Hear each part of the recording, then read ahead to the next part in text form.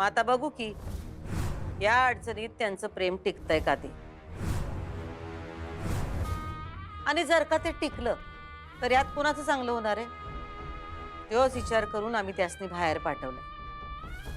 हे समज खरं आहे तुझं, मला पटतंय. पण त्याची दुसरी पण काहीतरी पद्धत असेल ना व? अगं, एवढी कडक परीक्षा द्यायची काय गरज आहे? हे बघ, तू करायला जाशील ये आणि वळी भलतच काहीतरी, आणि नंतर तुलाच त्याचा त्रास होईल. मग काय करशील?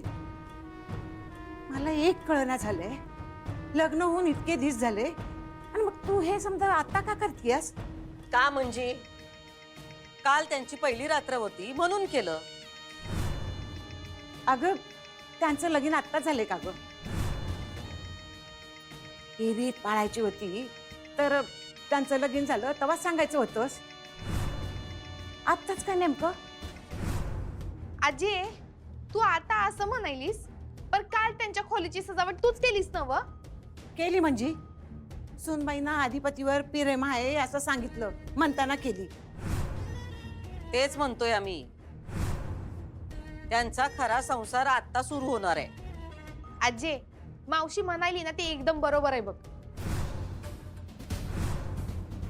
अगोदर नाही का नुसत्याच अक्षदा पडलेल्या ग, पुढचं काही झालंच नव्हतं ना. काय लग्नाचा इधी झाला म्हणजे संसार सुरू झाला असं होत नाही. संसार तेव्हाच सुरू होतो जेव्हा दोघं जण शरीरानं आणि मनानं एकत्र येतात. सुनबाईंना अधिपतीविषयी पहिल्यांदा काहीच बी वाटत नव्हतं, त्यांच्या मनाविरुद्धच हे लग्न झालतं. त्या त्याच हेक्यावर अडून बसलेल्या. दुसऱ्यासाठी आपण काहीतरी त्याग करावा, त्यांच्यासाठी आपण आपल्या इच्छा बाजूला ठेवाव्या, हे असलं काही त्यांच्यात दिसत नव्हतं. अगं, पण सुनबाई आता अधिपतीच्या प्रेमात पडले ना व? तिनं तसं त्याला सांगितलंय. मग तेच बघायचंय आम्हाला. त्या खरंच अधिपतीच्या प्रेमात पडल्यात का या घरच्या संपत्तीच्या प्रेमात पडल्यात? म्हणूनच तर आम्ही दोघांना बाहेर पाठवलं. तरी बी अजून एकदा विचार कर बघ. हे बघाई, उगा तुझ्या मनात प्रश्न येऊ देऊ नगस. आम्ही जे काय करतो ते विचारपूर्वकच करतो, आणि एकदा घेतलेला निर्णय आम्ही मागं घेत नसतो, हे तुला बी चांगलंच ठाव आहे. आता जे ठरलंय ते ठरलंय. दुर्गे, हा ताई. जा अधिपतींची खोली साफ करून घे आणि त्याला कुलूप लाव. वय जात. अशी उड्या मारता मारता काही ना काही कामं मिळून जातील हो. असंच खेळत एवढं कशाला टेन्शन घेत आहे?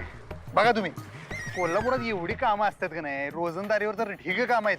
आपल्याकडे फॅक्टरीतच की आता एवढे कामगार पाहिजे असतात, पण चांगली माणसंच मिळत नाहीत. तर मिळणार काय ना काय काम. चालेल, मग मी पण येईन तुमच्या बरोबर कामाला. नाही नाही, तुम्ही असली रोजंदारीची कामं वगैरे काय करायची नाहीत. मी बघतो, पैशाचं होईल हो काहीतरी. का? मी का नाही करायची?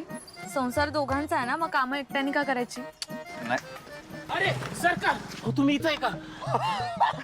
अरे जोडगोळी इकडे कुठे आहे? अहो आम्ही तुम्हाला नको नको तिथं शोधलं.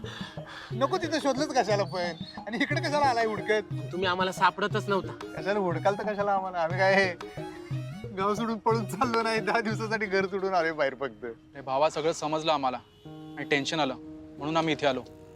तू चल, वहिनी तुम्ही पण चला, माझ्या घरी राहा. शिवानीला सांगितलंय स्वयंपाकाचं. अरे चल, कुठे अडगायच काय वंक्या? अरे भावा, तसं नाही, पावसा पाण्याचे दिवस आहेत, उगाच तुम्ही दोघं भिजू नका. चला माझ्या घरी. अहो सरकार, मी माझ्या घराजवळ तुम्हाला खोली शोधतो. अहो तुमची 10 दिवस मी सगळी सोय करतो, तुम्ही चला ना. पण अहो नाही, आम्हाला तुमचा हेतू कळतोय, त्याचा रिस्पेक्ट पण आहे आम्हाला, पण सॉरी, खरंच आम्ही नाही घेऊ शकत मदत तुमच्याकडून. हो वहिनी, आम्ही मदत नाही करत, आम्ही सगळं प्रेमापोटी करतोय. प्लीज ऐका आमचं. त्याच प्रेमापोटी आम्ही जेवढं सांगालोय तेवढं ऐका. ही मदत नाही घेऊ शकत. आई साहेबांची अट आहे तशी, आणि आई साहेबांचा शब्द आपण कवाच मोडत नाही. तुला माहित आहे का नाही? सगळं बरोबर आहे सरकार. मग आता लय गळ घालू नका, त्यापेक्षा गळा भेट करा. सरकार नाही, थोडं नाही. ऐका ना. नाही, आता जावा तुम्ही. आता काय काळजी करू नका. वहिनी साहेब, तुम्ही तरी सांगा. खरंच सॉरी. चल बाबा. नाही, काय काळजी करू नका, जा तुम्ही. सरकार, हा,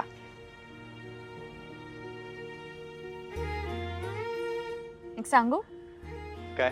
पैसे कोणीही कमवेल, पण ही जी माणसं कमवलीत ना तुम्ही, हे फार कमी लोकांना जमतं. नाही हो, प्रेम आहे त्या पोरांचं. अहो प्रेम आहेच, पण ही तुमची कमाई आहे.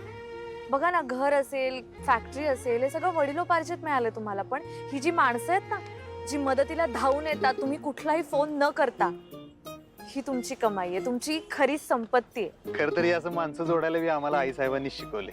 मग तुम्ही मला शिकवा ना. आम्ही तुम्हाला काय शिकवणार? तुम्ही आमच्या मास्तरीन बाई आहे. ते खरंच आहे, पण बघा एवढी माणसं जोडणाऱ्याला मी जोडलंय, म्हणजे खरं तर ही सगळी माणसं आपोआप मला जोडली गेली आहेत. सत्य आहे. ताई तुला हेच बघायचंय ना का तुझा नियम मोडतात का, तू सांगितलेली रीत ते पाळतात का, होय का नाही? आई होता मी त्यांची, आम्हाला त्यांची काळजी वाटणारच. ताई कमाल झाली बरं का ताई तुझी. अगं एवढं मनावर दगड ठेवून तू त्यासनी घराबाहेर जायला सांगितलंस, आणि आता तुलाच त्रास व्हायलाय वे. का होणार नाही आम्हाला त्रास? माणूस होतो मी, काळीज आहे आम्हाला. त्या काळजीपोटीच आम्ही तुला हे करायला सांगतोय. त्यांच्यावरती पाळत ठेव किंवा त्याची व्यवस्था कर. चंचीला सांग, नाहीतर घे कुणाची तरी मदत. 24 तास त्यांना आमच्या नजरेसमोर बघायची सवय आहे आम्हाला. आता 10 दिवस ते आम्हाला दिसणार नाहीत. आमचे डोळे व्हायला सांगतोय आम्ही तुला. आपण हे त्यांना कळता कामा नये. वय ताई. लवकरात लवकर शोधून काढ कुठं आहेत ते, आणि त्यांच्यावर लक्ष ठेव. वय ताई आत्ताच जाते. लाग कामाला. वय.